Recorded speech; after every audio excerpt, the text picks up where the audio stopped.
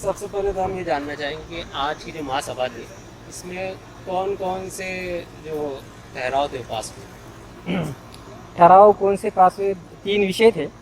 पहला विषय तो 2019-20 के जो काम थे, 23 मार्च के बाद से लेके 31 मार्च तक के, उनको मतलब मंजूरी दी जाए, उनको करने दी जाए, ये एक विषय था। दूसरा विषय था आरोग्य का, जिसमें 15 वर्ष की जो मुदत थी, जिनकी नोंद हुई है लेकिन नाम नहीं नोंदवाया, तो उनका नाम का नोंद करवा सकते हैं, तो उसकी मुदत वार के लिए एक था।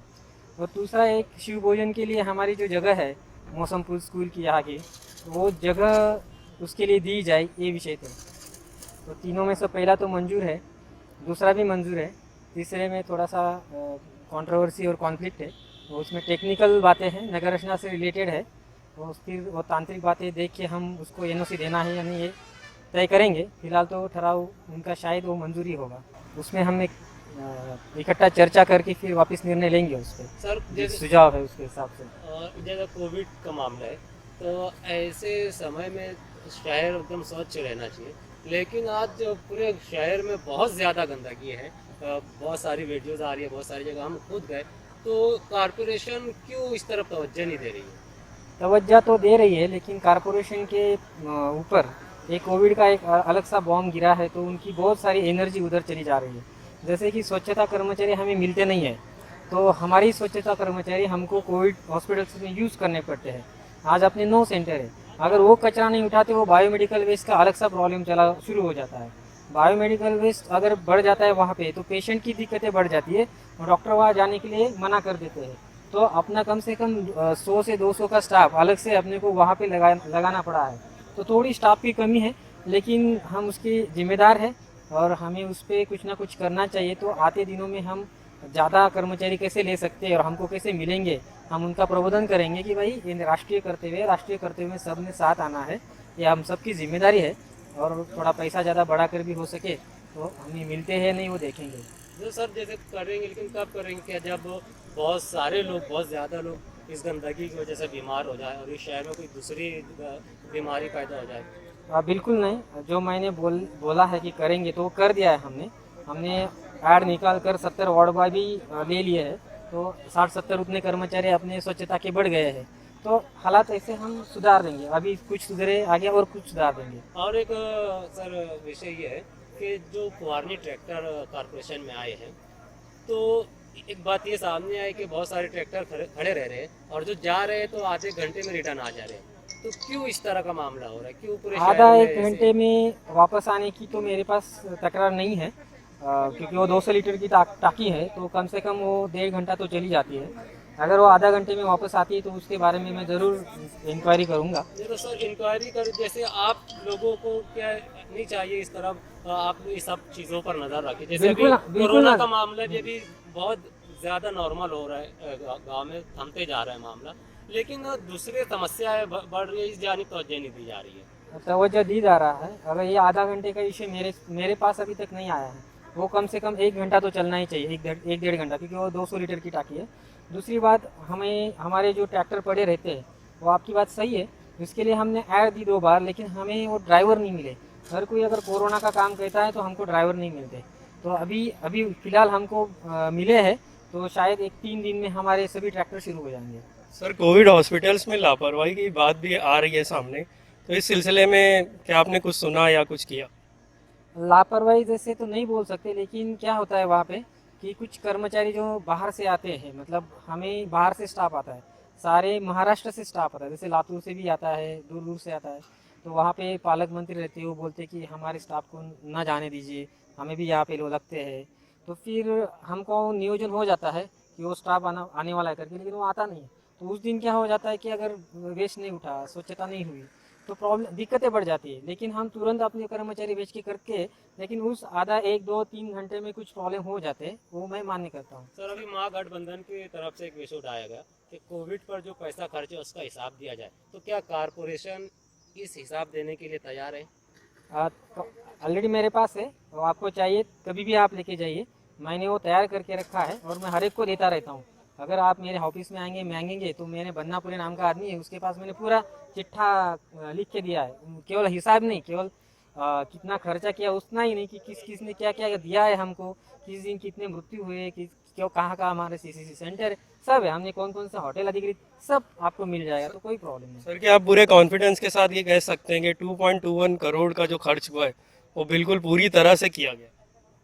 शायद तो वो अभी बढ़ भी जाएगा, क्योंकि अभी वापस फिलहाल हमने O2 लाइन्स डाली, अभी मंसूरा में O2 लाइन्स नई से डाल दी है ना। उससे पहले हमने वो हज हॉल के पास वाला जो हॉल है ना अपना करीम दिला, और उसमें अलग से डाल दी। फिर इधर हमने सहारा हॉस्पिटल में 200 पेशेंट के लिए हमने DCSC सुविधा अभी निर्माण कर दी, उसका खर्चा चल रहा है, तो वो तो बढ़ने ही वाला सर है। अभी जैसे सारा हॉस्पिटल्स की आपने बात की, ऑलरेडी जब इतने सारे सेंटर्स है, जब मामला कम होता जा रहा है, तो फिर क्या वजह थी कि इतना बड़ा खर्चा सारा हॉस्पिटल के नाम पर कर दिया गया? नहीं, जिस जिस वक्त हमने ये निर्णय लिया उस वक्त कलेक्टर साहब भी आए थे, आशिया साहब भी थे, और उस वक्त परिस्थिति भयानक थी, तो हमें वो कैपेसिटी निर्माण करनी ही थी। तो इसलिए हमें एक सेंट्रलाइज जगह होनी चाहिए थी जहाँ की मुस्लिम समाज और हिंदू समाज एक बीच में कोई हो, और दोनों को एक अच्छा लगे ऐसा। तो वो हमें वो जगह सेंट्रलाइज सहारा हॉस्पिटल लगी, वहाँ हमने छत देखा, आप भी जाके देखिए, वहाँ पे बहुत अच्छी एक प्लेन जगह थी। तो हम दूर जाने से अच्छा है कि पेशेंट वहीं पे आए तो वो उसको इत्मीनान रहेगा कि भाई ये अच्छा है, तो इसलिए हमने वहाँ पे वो एक फैसिलिटी निर्माण की है। तो सर ये तो बहुत पहले हो जाना चाहिए था, लेकिन ऑलरेडी जब मंसूरा भी था जहाँ पर दोनों धर्म के लोग जा सकते थे, लेकिन सेंटर्स तो बनाए जा रहे हैं, लेकिन वहाँ पर जैसे जो ward boy train ward boy रहना चाहिए, नर्सेस रहना चाहिए, जो ट्रेन डॉक्टर्स रहना चाहिए, ये नहीं है।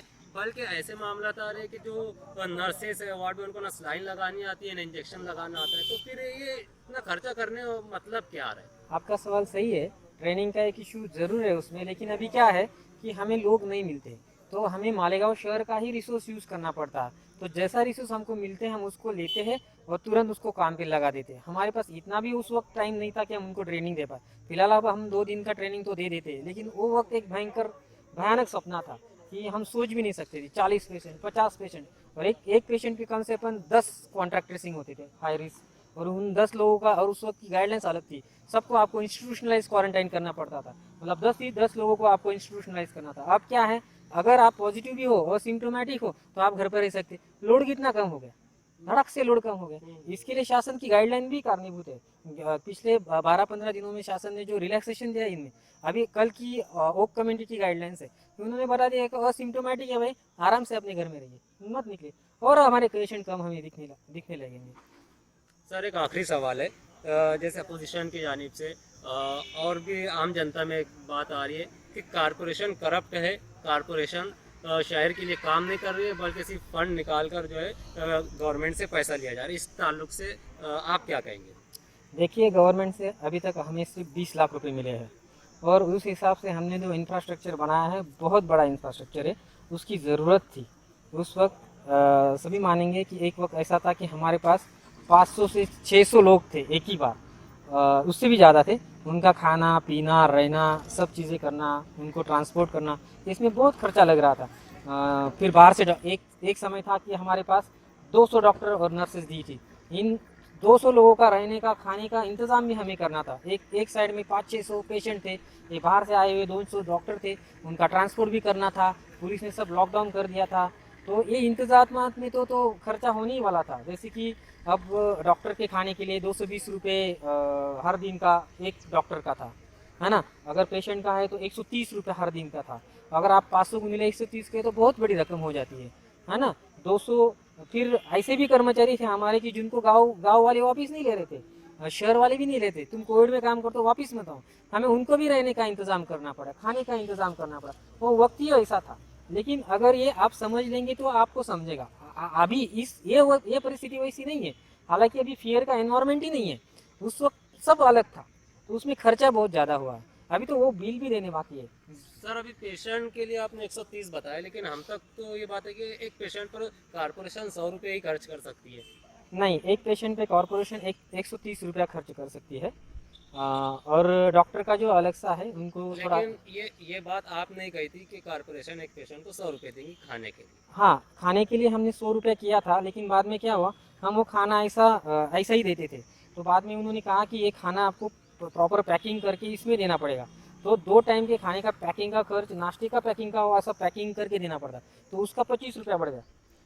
और ट्रांसपोर्ट करना पड़ता है तो उसका 5 रुपया, तो उसमें वो खर्चा बढ़ गया। जो मैंने बोला था आपने सही पकड़ा मुझे कि मैंने 100 रुपया आपको बोला था और वो सही भी था उस वक्त, लेकिन उसमें पैकिंग नहीं था। तो वो ऐसे क्या करते थे कि ऐसा भांडा लेके वहाँ पे रख देते थे, तो फिर लोग खाने के लिए ऐसा सब एक ही जगह पे आ जाते थे।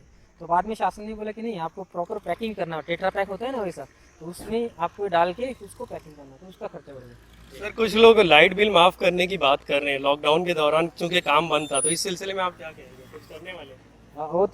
वो तो लाइट बिल तो उसका एक अलग सा डिपार्टमेंट है शासन का, तो उस पर वो ही पॉलिसी डिसीजन ले सकते हैं, उसमें कॉरपोरेशन की तरफ से हम नहीं बोल सकते उसमें।